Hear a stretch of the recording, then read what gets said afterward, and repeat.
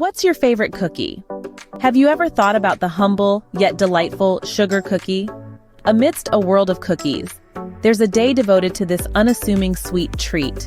From a simple snack to a canvas for creative decoration, sugar cookies hold a special place in our hearts and our kitchens. Did you know sugar cookies have a rich history dating back to the 1700s?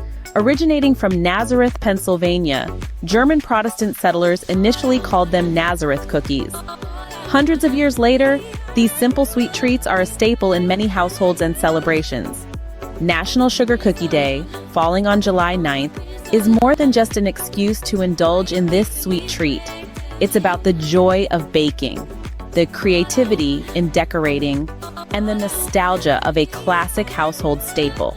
So whether you're a foodie, a baking enthusiast, or simply someone who loves a good cookie, remember to mark your calendar and join in the fun of National Sugar Cookie Day.